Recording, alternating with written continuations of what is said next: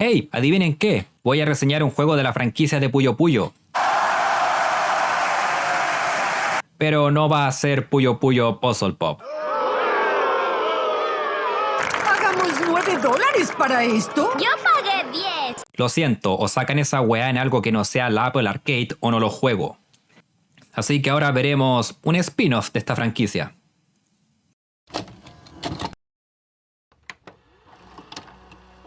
Hola, bienvenidos sean a este video.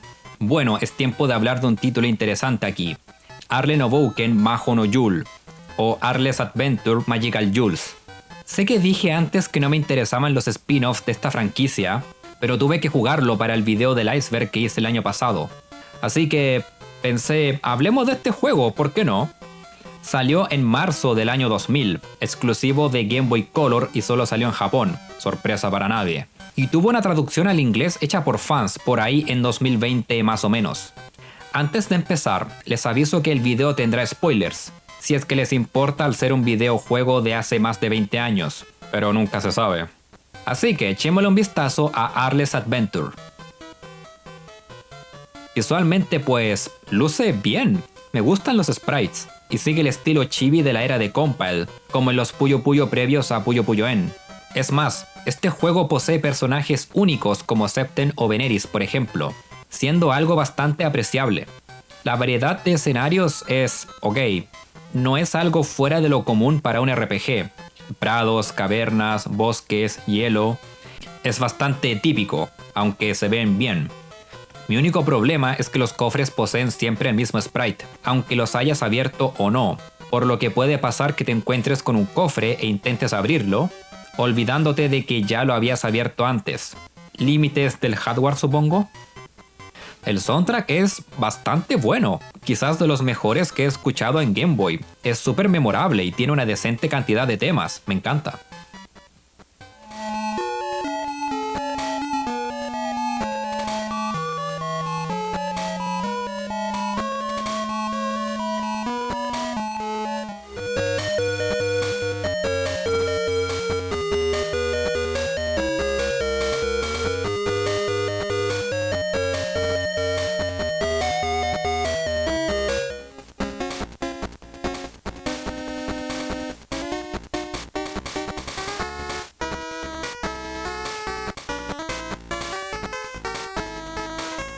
La trama del juego es que Arle y Carbuncle van a un pueblo donde se efectúa un festival. Una barrera aparece sellando el pueblo por eventos del festival, y Satan hace un hechizo que convierte a los puyos en cartas, que se pueden usar para invocar criaturas y usarlas en combate. Es como una mezcla extraña de Pokémon con Yu-Gi-Oh! ¿Por qué chucha Satan lo hizo? No se explica. Quizás para que Arle tuviera una aventura, explorando el mapa y descubriera los secretos que tiene. O para descubrir el secreto que oculta el sello de los cristales. Porque sí, hay que encontrar unos cristales elementales, nunca he visto eso en el género de los RPGs, para lograr revertir el hechizo, ya que si no lo hacen antes de que la barrera desaparezca, que ocurrirá en un día, los puyos se quedarán convertidos en cartas para siempre. El resto de la historia es Arle consiguiendo los cristales elementales, mientras los guardianes no quieren que eso ocurra, ya que al juntar los cristales puede abrirse un sello que contiene un poder bastante peligroso. Descubres algo del lore al avanzar, como la leyenda del gran héroe, que creó ese hechizo que convierte a los puyos en cartas para pelear contra una fuerza oscura. Pero sí es verdad que me molesta mucho que queden muchas cosas al aire. Ejemplo es todo lo que involucra a Septem y a Dice. Lo mencioné en mi video del iceberg. Eran originalmente una sola entidad que concedía deseos, y era peligroso tener tal poder. Por eso fue dividido en dos, Septem siendo la parte buena y Dice la parte mala.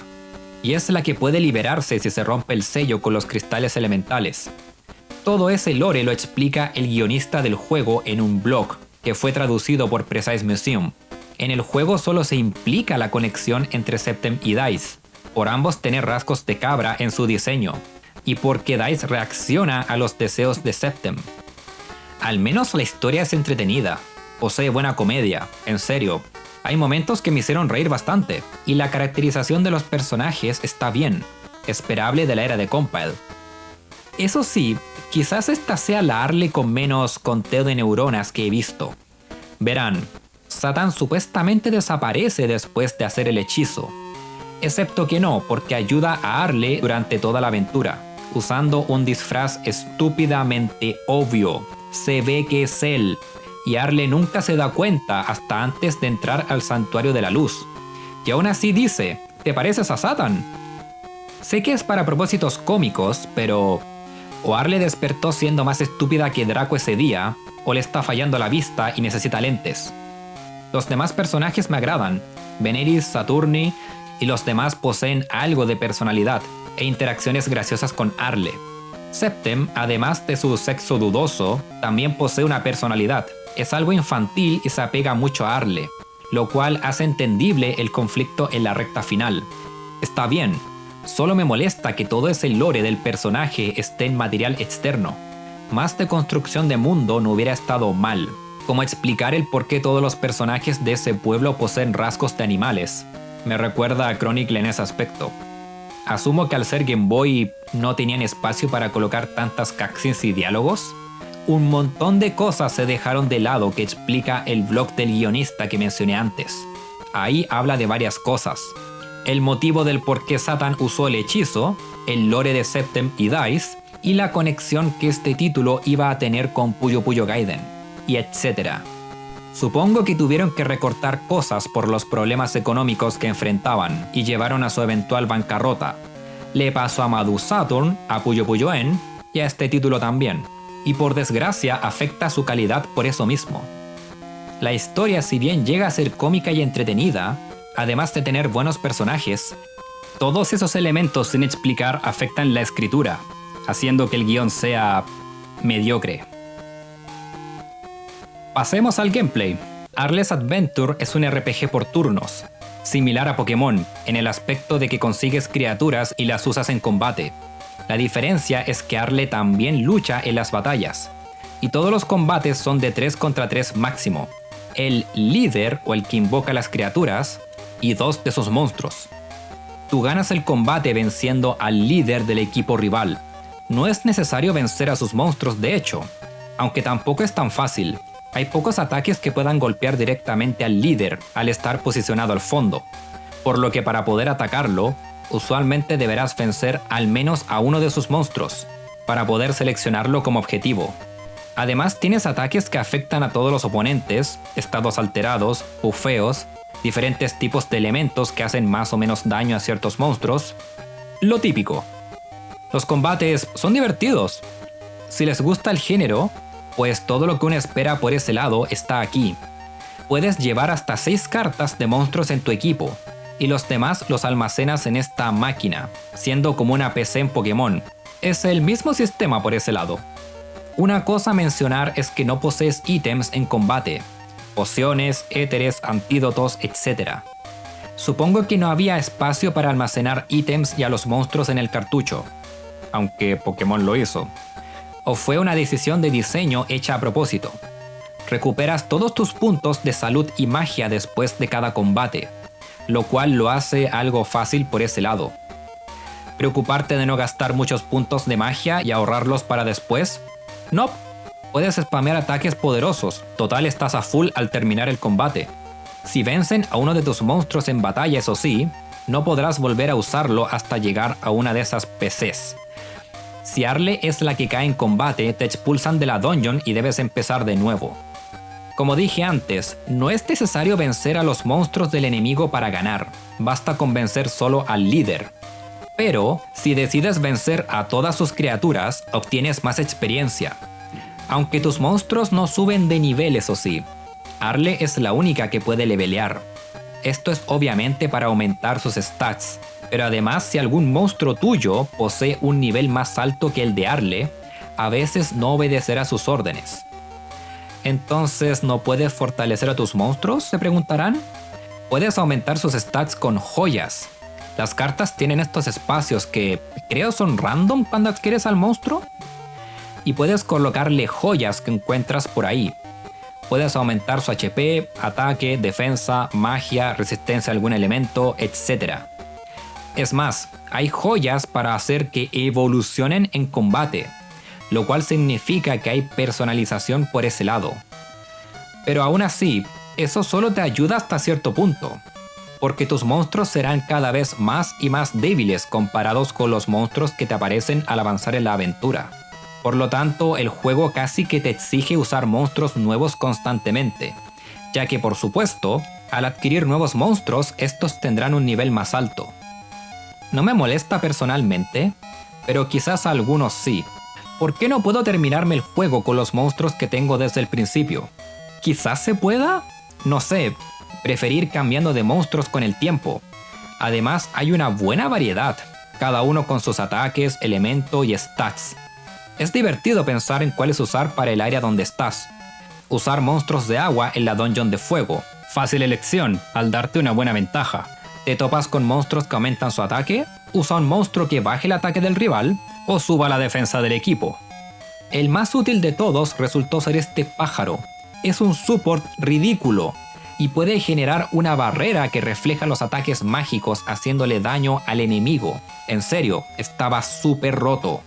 Hizo que combates se volvieran mucho más fáciles. Ni siquiera el jefe final me dio problemas por esto mismo. Te quiero mucho, Omu. Sí, gracias. Esto es lo que me gusta de los RPGs, tener varias opciones para usar en combate y planear diferentes estrategias. El juego tiene una estructura lineal con unas cuantas sidequests. Algunas debes hacerlas de forma obligatoria para avanzar, pero en general es ir a tal dungeon y conseguir algo para progresar, y eventualmente obtener uno de los cristales. Los ítems usualmente son habilidades que adquieres, como una pluma para poder caer largas distancias, y otros son para Carbuncle, como transformarlo en un vehículo flotador, un cañón, un bote. Carbuncle tiene los poderes de Kirby al parecer. Debes usar estas habilidades para poder avanzar por las dungeons y acceder a nuevas áreas en el overworld. Tiene un estilo muy Legend of Zelda por ese lado, pues posee varios atributos positivos que son las bases de un gran RPG a decir verdad. Pero es cierto que hay cosas que me molestaron en este juego, en mayor o menor medida. Primero, quizás estoy equivocado, pero ¿es random si adquieres algún monstruo nuevo? Lo parece, y si es el caso, es mal diseño. ¿Se acuerdan que dije que tus monstruos no suben de nivel? Y por ende lo ideal es conseguir más y más monstruos en mayor nivel. Pues ¿qué pasa si están en una dungeon y nunca les dan un monstruo nuevo? Eso me pasó en esta dungeon. Como por más de la mitad de su duración, no obtuve monstruos nuevos, haciendo los combates más difíciles solo por tener mala suerte. Cuando empecé a adquirir amiguitos nuevos para la fiesta, la dificultad bajó al ser amiguitos de más alto nivel. ¿Hay otra forma de adquirir monstruos? ¿O manipular el RNG si de verdad es aleatorio? En Pokémon es más fácil añadir criaturas a tu equipo. Te sale el que quieres y puedes capturarlo. Hay un proceso donde el jugador tiene mucho más control sobre la situación. Aquí es, al final del combate te damos un monstruo si se me da la gana.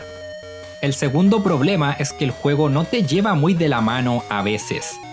En ocasiones lo hace, como cuando debes buscar las hierbas para la poción de Witch y curar a Eggy, el ave de Septem, en una sidequest obligatoria. Pero cuando Septem huye por un malentendido más adelante, no te dicen a dónde va que yo recuerde, es buscar a ciegas. Por último está el level design. Verán, las habilidades que adquieres con Carbuncle te permite desplazarte por el mapa, como destruir piedras por ejemplo, pero esas piedras respawnean al cambiar de pantalla. Lo mismo aplica a otras cosas como enfriar lava. Por esa razón deberás repetir ciertos pasos al hacer backtracking y es bastante molesto. Por ejemplo, cuando debes ir al laboratorio de Witch, tienes esta secuencia molesta de destruir piedras y flotar sobre agujeros en el orden correcto para llegar. Y luego debes hacer esa secuencia de nuevo porque debes visitarla mínimo 2 veces. Una para pedirle que te haga una poción y otra para llevarle los ingredientes y te la pueda preparar. Por último hubieran puesto una campana al lado del laboratorio. Estas se usan para hacer fast travel, pero solo encontré 3 campanas en todo el juego. Recorrer el mapa puede ser bastante latero. Esto se nota mucho más en las dungeons.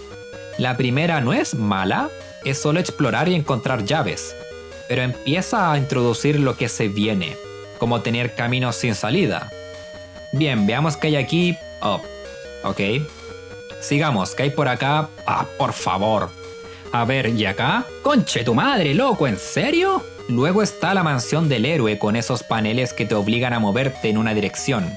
Nada del otro mundo, pero si eliges el camino equivocado, deberás ir al inicio de la dungeon y hacer el recorrido otra vez. Spirit Forest y Wind Garden están bien, no tengo problemas aquí. El santuario de la tierra es cuando introduce el temita de destruir piedras, las cuales respawnean como dije, así que al explorar seguramente deberán destruir las mismas piedras varias veces. Limestone's Cave es ok. Inferna posee los mismos problemas que antes al tener esos pisos de lava que debes enfriar y respawnean. Y el santuario de la luz es igual por ese lado y mucho más grande. En serio, algunas de estas dungeons pueden durar más de una hora si las exploran por primera vez. Son decentemente grandes, y sumado a sus caminos sin salida y que no tienes un mapa, perderse es bastante fácil. Quizás crear un sistema de mapa para el hardware de la Game Boy era difícil, pero entonces, ¿por qué hacer dungeons así de molestas y grandes? Es peor por el tema de los random encounters, y puede llegar a tener una frecuencia algo alta, y combates pueden durar minutos al ser 3 contra 3. Si deciden vencer a todos los monstruos del oponente, como dije antes. Al inicio del juego hacía eso, y por ende conseguía harta experiencia, pero en el último tercio solo atacaba al líder porque quería que los combates fueran rápidos para poder terminar las malditas dungeons.